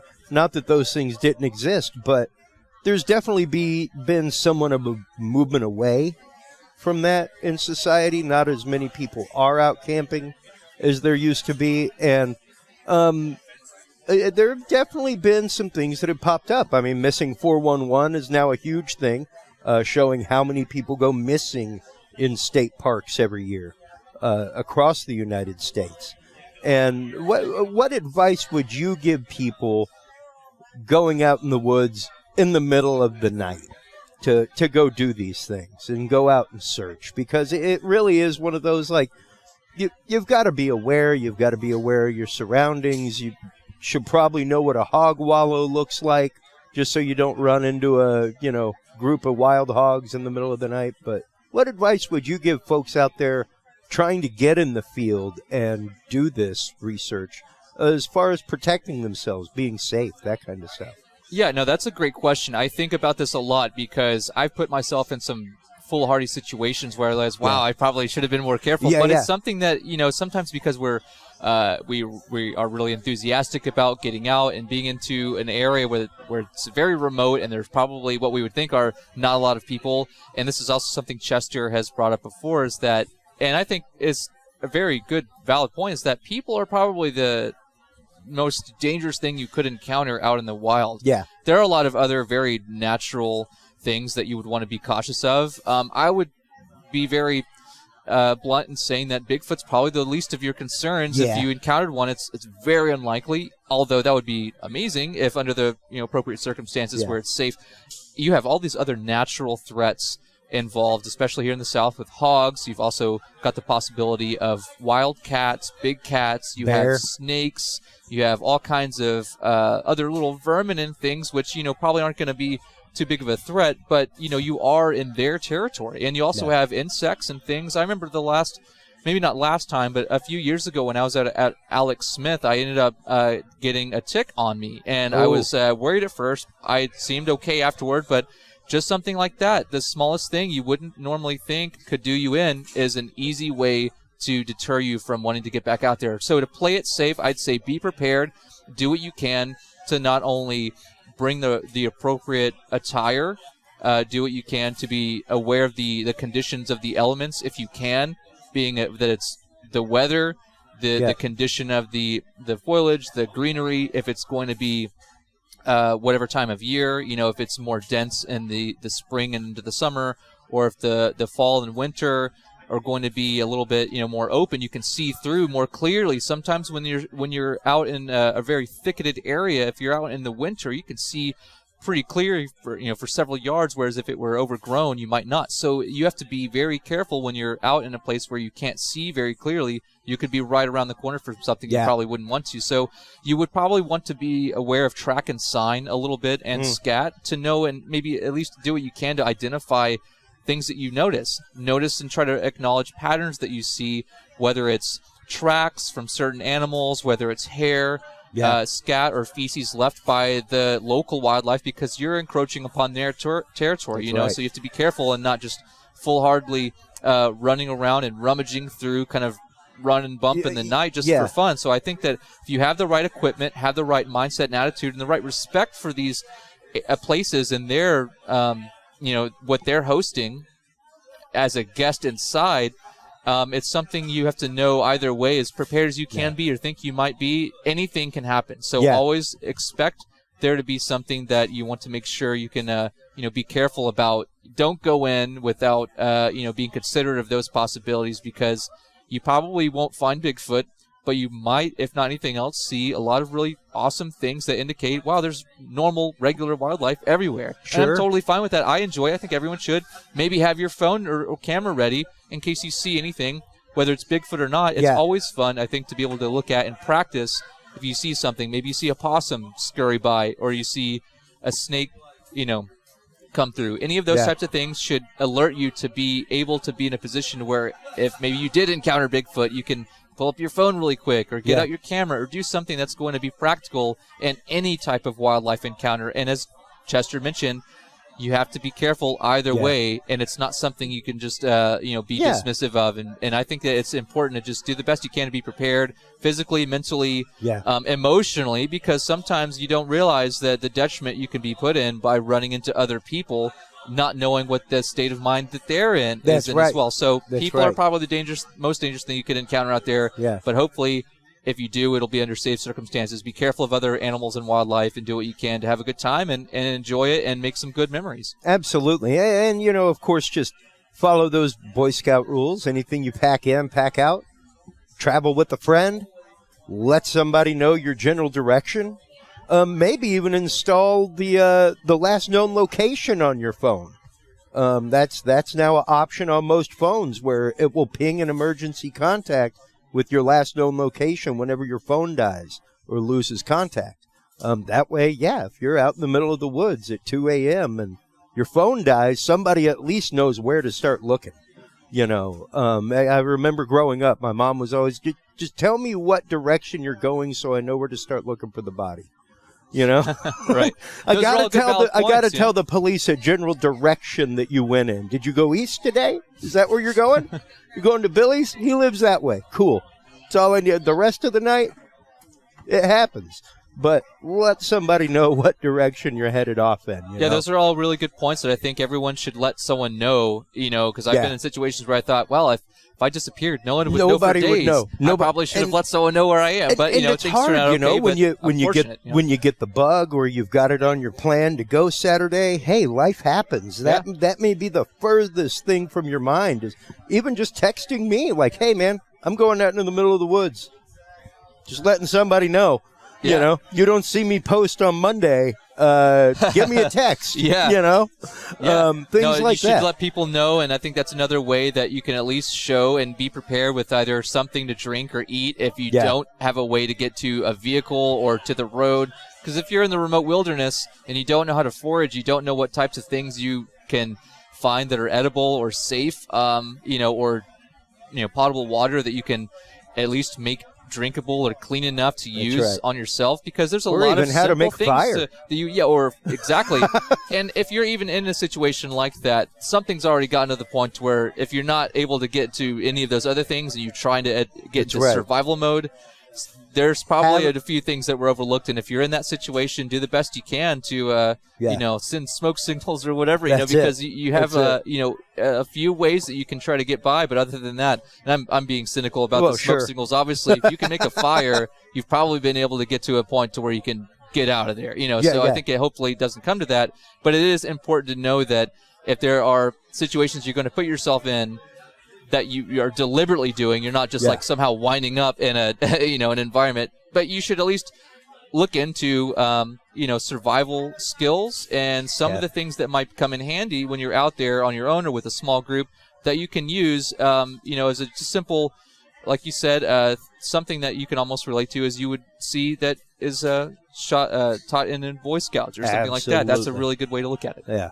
Well, speaking of smoke signals, we are almost out of break. We're getting ready for our next presenter. Ken Gerhardt is coming up. Cannot wait. He's giving a presentation on the Minnesota Iceman. So that should be super fun. Thank you so much for your time. Hope we have some more time to have you back on later on in the day, kind of wrap things up, Daniel.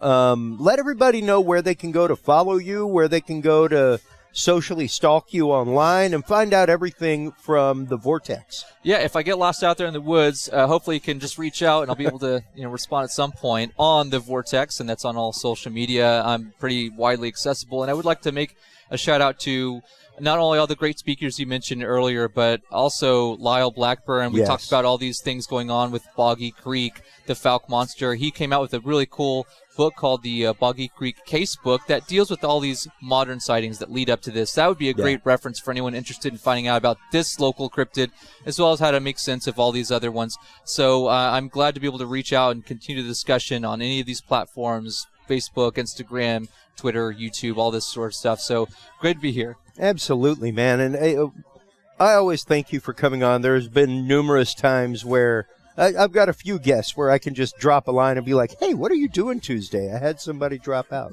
So I always want to thank you for the time that you spend with us, with our audience, for sharing your vast realm of knowledge in the world of cryptozoology, paranormal, UFOs, UAPs. Cannot wait for your new book to come out. It's going to be fantastic. Thanks so much. Chris, we'll have you back on here in a bit. Look forward to it. Stay tuned, everybody, for our continuing coverage of the Fouke Monster Festival 2022 50th anniversary of the Legend of Boggy Creek. We'll be right back after this, folks.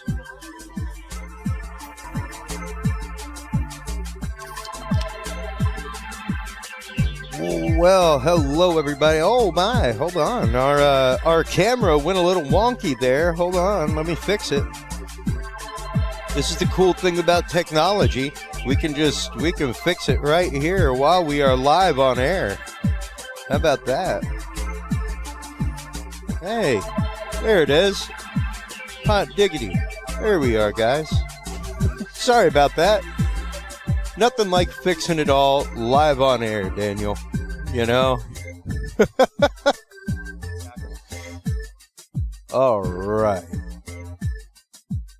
So, welcome to our final bit of coverage here, folks, of the Fouke Monster Festival. Daniel Allen Jones from the Vortex joining me once again for our last segment. It's been so long, right? I know. Man, Lyle's talk just now was really fantastic. Absolutely. I love hearing him speak. He is so entirely passionate about the town of Fouke, the story, and you know, yeah, it's interesting to see researchers like that really help bring things more to light, you know, and go out, get involved in the community, and become entrenched in the local community the way he has, where locals just come to him. They know that if you have an experience, Lyle's the guy that you need to go talk to, you know, and it's great to see that. Yeah, absolutely. You know, I think that this is something that has caught my attention in more recent years, is that this is something of a work of anthropology where people are coming into a community as an outsider, attempting to understand a bit of its history, connecting with the locals, and really doing what they can to make sense of an otherwise really challenging and mysterious issue, like the Fouke Monster. And so Lyle has been probably the biggest proponent of this phenomenon, and as he just had mentioned, it sounds like this is something that is going to continue to grow and continue to be of interest for people for years to come. Yeah, and I mean, even once again, just to see the interest of, like he was saying, international travelers coming specifically here to Fouke, traveling from abroad to come here and see the places, see Boggy Creek, stuff like that. It really has become an international phenomenon. And we can thank things like the 50th anniversary of the movie, even the release of the movie. Like he was saying, it really did help highlight something in a different way. Yeah, I think so. And in some way, he's done the work of an ethnographer, meaning he's gone in and collected reports of locals in the community and historic reports from throughout the years that date back to around the time from when that movie was made, 50 years ago, so 72, where you just had someone, as he had mentioned, coming in really without a lot of experience in the production of putting something like this together in a way that who would have thought it would have been as big as it is. And so now Charles Pierce's daughter, Pamela Pierce, has done some amazing work to remaster the footage. It's not a remake, it's a remaster. So now it's gone through DVD, Blu-ray, 4K, and that's now available for the public at large. And so they've kind of gone back and made sure to kind of showcase some of the things that weren't really as noticeable in the original film. And so we've gone through the years here in more recent time to kind of help bring some of the people that were involved with the making of that film together in a celebratory fashion. So I'm really glad to see the community's interest in this is still an ongoing thing, even after half a century later. Yeah. And even though horror films, even the genre of film that this is, have evolved and gone somewhere else, this is still a seminal work of art that people consistently turn back to for reference whenever they're doing a film of this kind. So it's pretty incredible to see that, you know, and to see the fanfare that it still has. Now, speaking of ethnography and different stories, I just went and got my Yeti cast a second ago, the Shackleton Yeti. Awesome. Yeah, that was one of the last casts he had, and I got to go get a cast for the display. When it comes to cryptids in Texas, our home state, there are quite a few out there, and you know, Chupacabra being one, Lake Worth Monster right up there in your area. What do you make of the recent possible sighting of the Dogman out near the?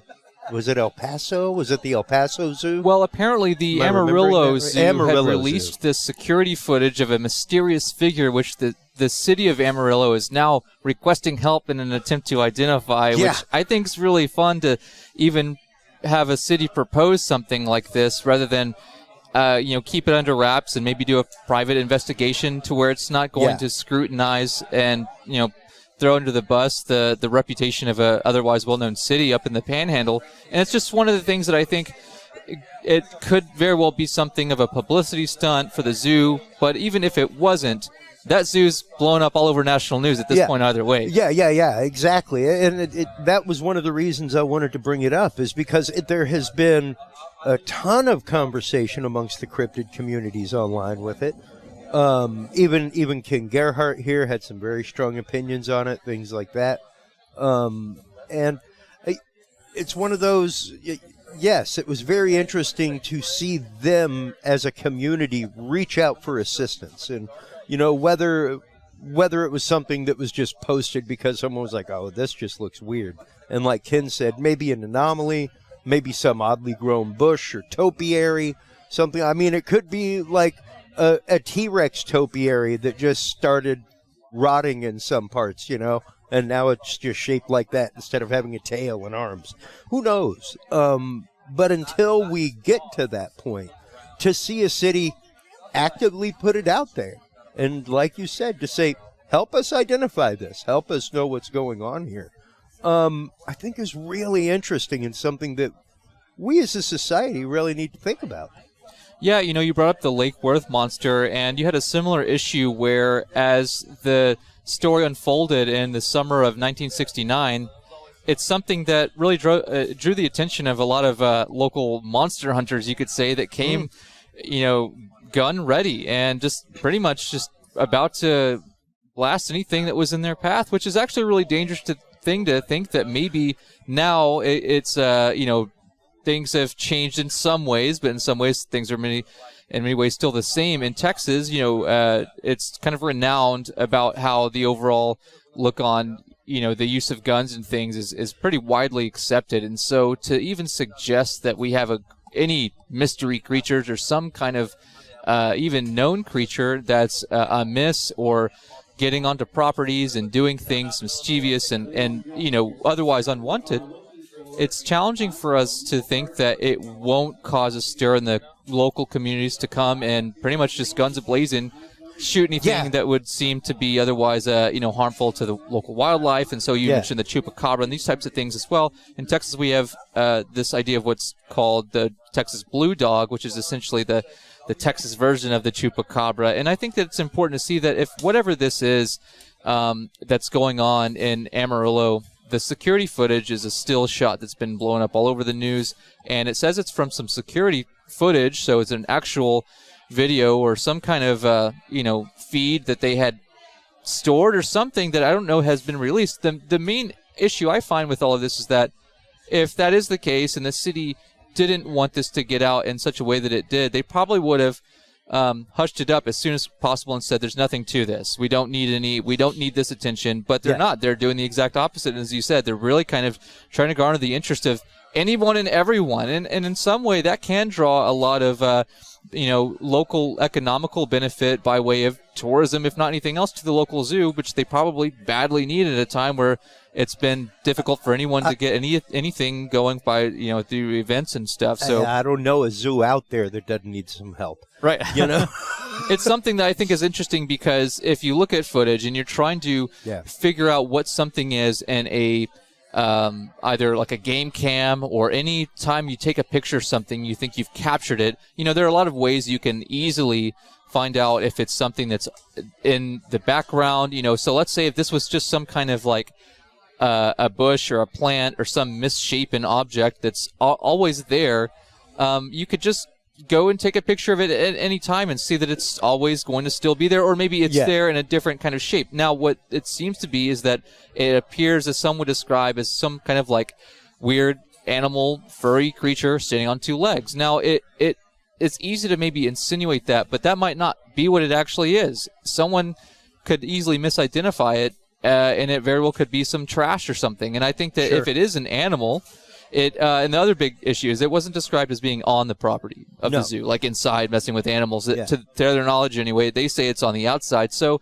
I think that it's interesting to consider that if another strange cryptid, like a dogman or whatever is going on with some bipedal canid or something like this, is actually out there, what would it be doing by the zoo? And some people say, well, that's not really physiological in what we know in the fossil record. It doesn't seem to be that there could be something like a dogman, and that's really an interesting sort of debate and an ongoing way in the community of people interested in this stuff. I think it could very well be something explainable, but maybe there is something behind the mystery, and in the sense that it could be a mystery creature. Well, absolutely, and it's hard to put anything out of the realm of possibility, especially one of the things that we brought up on the show with you on there over the last year, for instance, during a pandemic, over 500 new species discovered. Brand new, never knew about them. Like, the world was in lockdown, and we still found 500 new species. It's amazing. When you start looking at the fact of Dragon Man was found in the last year. The huge, oversized humanoid skull that has been confirmed, not fake. It is twice the volume of a normal human head and comes from a person probably about 8 to 9 feet tall. This was found in the bottom of a well in China. Some guy on his deathbed told his son, like, hey, years ago I found this thing plowing the field and it just freaked the hell out of me. So I dropped it down the well. You may want to check that out. And sure enough, confirmed new hominid. You know, that when you think about stories all over the world of giants, hobbits, things like that, yeah, absolutely. There is a point in the fossil record there where this existed.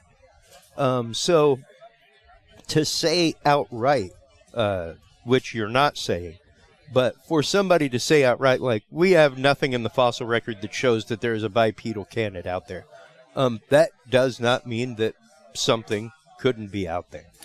Yeah, I think if people describe something, let's say if you get rid of all these different cases where it's just hoaxing and or pranks and, you know, which a lot, many can be attributed to that. I don't think it amounts to the total sum of all of these cases that people are totally delusional or totally misidentifying something. And if people are seeing some kind of bipedal anything that's not a hominid, that opens the doors for all kinds of progress and developments that can be made, because, as has been mentioned earlier in many of the talks, it seems like science isn't really just a set standard of here's what it is and here's what it has to be. Rather, it's an ongoing revision of ideas and models that we use to describe what we find in nature. And I think that should be the case with whatever animals and species that we know are around, that we can still learn about and that we might discover along the way. And so if we don't have the right frame of mind or parameters in wildlife biology or zoology in general to really make sense of these things that we find, it might be filtered out. And I think that's where you have a lot of these findings, like you just mentioned, the Dragon Man skull and many of these different ideas of like the Denisovans or Homo floresiensis, which is the Hobbit man that's thought not only to be found remnants of pre-existing species, but maybe even still around. There. That's amazing to consider that there are academics out there considering this in a way that's really kind of revising a lot of the scientific thought, academic thought in any of these subjects. So I'm a proponent that we can still make new discoveries, but maybe not necessarily that those things are new, but they are new to our models of our understanding and how we're adapting to something that maybe people, as we described earlier, ethnozoologically speaking, has been known for a very long time in the cultures that know their own environments, whereas other people coming in think this is impossible, this can't be, this is not supposed to exist, so it doesn't. So it's like if it gets filtered out. Yeah, another great example is the pygmy deer of the hills of Vietnam that was found maybe close to a decade ago now, that naturalists had been told about by the tribes that lived in the jungle, stuff like that. They're like, yeah, okay, a deer with gill-like flaps on its nose that open and close to breathe. All right, you know, okay, that kind of sounds like the tribes from South America or Africa that are saying that they saw a brontosaurus, you know. Well, the thing is, they found the deer, and they exist. So what do you do at that point? You know, like as a scientist, when you're like, I don't know, I'm a naturalist. I've been out doing this thing for a hot ticket minute. Cataloged all kinds of species, nothing like that in the fossil record, nothing like we didn't have mammals with flaps on their noses like that look like gills. But sure enough, these things existed, and they're there. Yeah. So I think that Lyle made a good point earlier about how, eventually when the point comes to where a species of what we, generally call Bigfoot may finally be recognized, that a lot of the people involved with the research behind this phenomenon are probably going to have some sort of vindication by the people who otherwise ostracized them or ridiculed them because of a presumed belief in something which otherwise is like a collection of data points which shows that there seems to be some phenomenon. We don't know exactly what it is. I think some people have an idea. I think some people feel like they do know based upon personal accounts and experiences. Sure. A lot of it may seem anecdotal, but again, you take a mountain of anecdotal evidence into a court of law and it's very convincing, but that's not necessarily the same as demonstrable things that you can repeat in the lab or something. So it's hard to really say that if we did find one, it would represent all of Bigfoot. So there's a lot of that I think we can learn from, but it still just opens the doors to more. It's interesting that you bring up the court of law point, because like by all evidentiary rules, this would be able to get in. However, the evidentiary rules for science are 180 degrees different. Right. And we've had the debate on the show before, like, will it take a body? Like, what do we think it will take for us to scientifically be willing to take a look at this? Granted, with all of the wildlife studies going on, all the nature studies going on, a lot of these parks and wildlife folks have been looking to Bigfoot groups, stuff like that, because they're already out in the middle of the woods. They're already out on untrailed sections, putting up trail cams, things like that. So they're actively trying to build that network with these independent researchers so that they can get copies of trail cam footage for their own actual nature studies, which is really cool. And a great way for science and the public to cooperate together to come to an end. But yeah, the question is, will that come about to something, with the mass amount of data being gathered and more people out with trail cams, or will it take a body? Yeah, well, from the people that I've talked to and asked this same very question about how, when it comes down to what will finally be accepted, getting some perspective from people like Dr. Jeff Meldrum, who's a professor of anatomy and anthropology at Idaho State University, probably the foremost academic in the subject of Bigfoot. I'd say that based upon my interactions with him, he is very much of the impression that it does take not just scientists, but citizen scientists, and through a massive amount of data collection by people involved in the field, whether they're scientists or not, to hopefully systematically process and make sense of that data in a way that does help, because scientists aren't always out in the field. And you have a lot more people who aren't credentialed scientists gathering data, whether that's good quality or poor quality data. It's still data, and in some way we would like to hope that it can be the best quality it can either way. But the reality is, and as Meldrum had mentioned, is that it seems like scientists are often reliant upon, in many projects, the efforts of citizen scientists and citizen science to be able to actually establish a lot of the information which otherwise science people involved with certain institutions and things like this wouldn't normally be able to do without the help, because it's not just a few people being able to process this information. It's a lot of people making efforts to either catalog or tally or make a consensus about certain populations all over. Yeah. So I think that it is a very joint process where you have the integration of both the academic and scientific establishment along with the public sector, where you have a cooperative effort being made to try to make sense of this, and mostly on the part of citizens with respect to the Bigfoot subject. Yeah, and to that point, even the fact of the fractal of scientists, citizen scientists, everything else.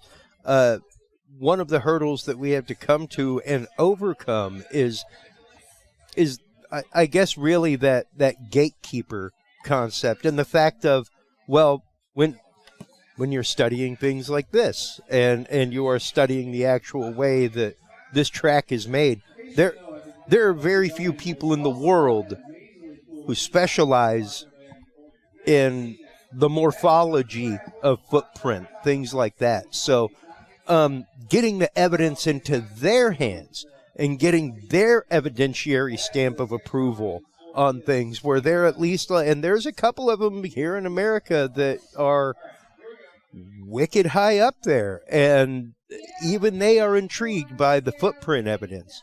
Everything else, they're like, I don't know. There's a lot of stories, there's a lot of hearsay, but as a scientist who specializes in this is really compelling evidence. Yeah, I think so. And even Meldrum, who's a specialist in primate locomotion and foot morphology, I think is a really important part of understanding the possible relationship between these mystery creatures, which seem to have some kind of humanoid, hominid type morphology with what we're seeing in known primate species, and that it might not necessarily be a one-for-one, but it gives us a good sense of like a baseline to work from when we know here's what something we can have as a factual basis of knowledge is. Here's what we're collecting by way of like anecdotal evidence. So I think when that surmounts to this pretty big picture of points of data collected together, it is very compelling, and I think enough so to have people like Dr. Meldrum and many others to really try to give credence to this otherwise very challenging subject. Oh, absolutely, and admittedly a challenging subject, even by their own say-so, that like this is something that most of my colleagues would ridicule me for even looking at. But as with any good paranormal researcher, which they are not, they are actual scientific researchers studying primates, genealogical chains and morphologies. And to hear them say the same thing as, let's say, a Freddie Silva, that sure, 80%, I will concede, 80 to 85% of crop circles are fake.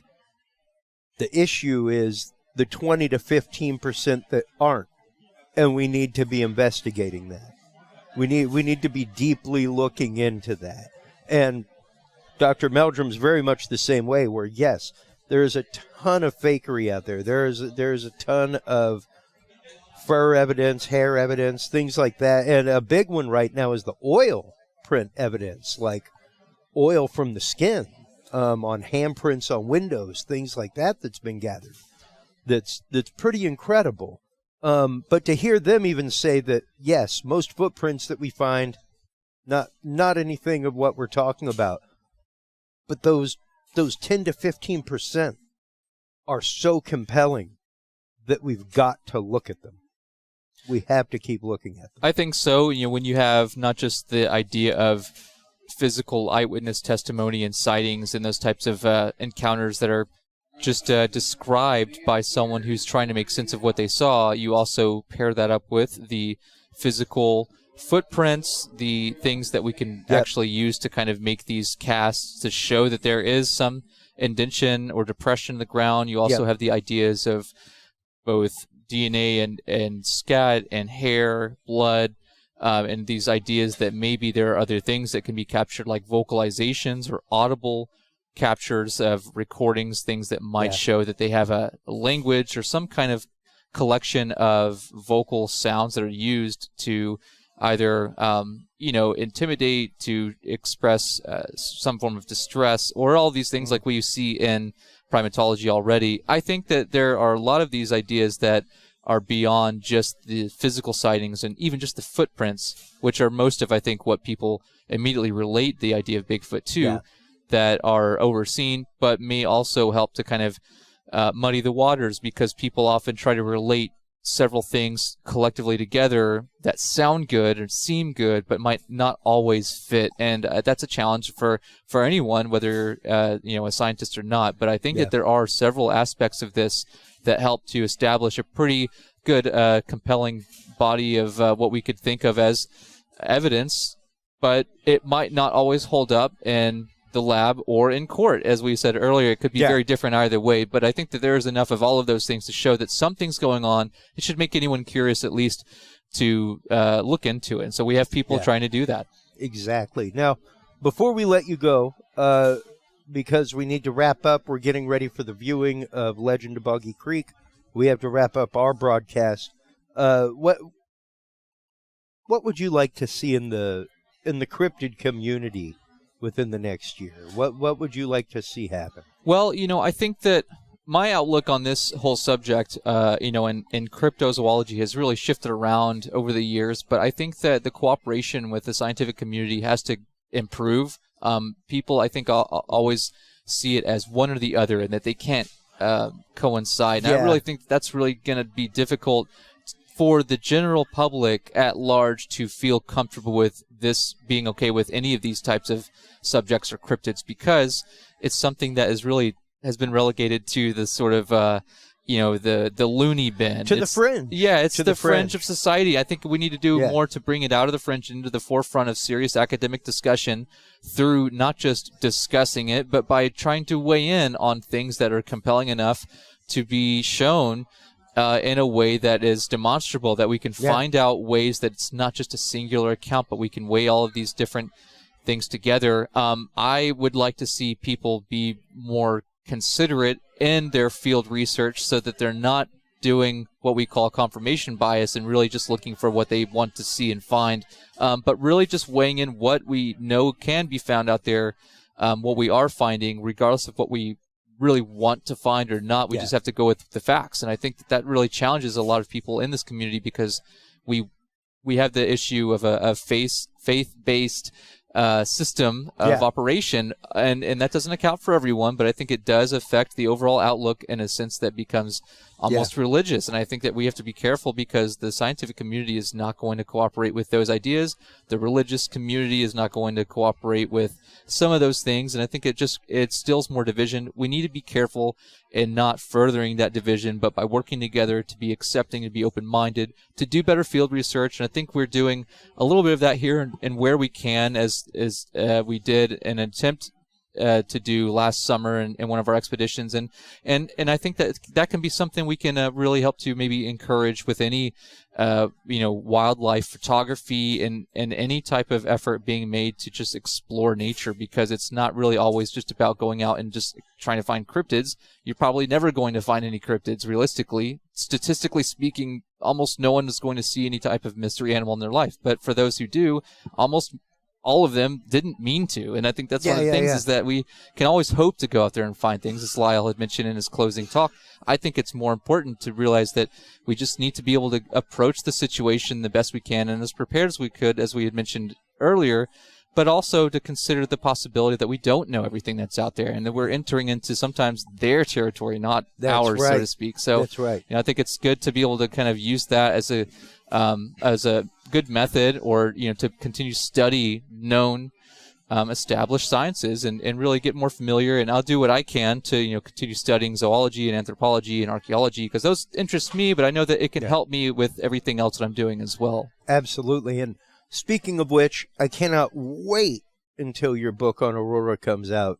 When can we be looking for that? Yeah, well, this year is the 125th anniversary, so I'm getting it cranked out before the end of the year, and I think that it'll be just in time for this upcoming event, the Texas UFO Conference, that our good buddy Craig Will here is also helping put together. And so that's something that I'd like to be able to, share for this type of anniversary, because it's over a century that this legend has been, just as the Legend of Boggy Creek has sort of really had an effect. I think this is the same case, and we see it in many ways with the subject of UFOs and that whole side of the lore as well. So appreciate you bringing that up. It's going to be based upon the Aurora legend of 1897, and so that's something I'm excited to go do. And this is also the 75th anniversary of the Roswell event. I'm going to go out to Roswell, and on my way there, maybe I'll be able to stop out in Amarillo and go check out that zoo and see if there's anything afoot. Right. Well, once again, as always, thank you so much for your time, Daniel. Always love the conversation.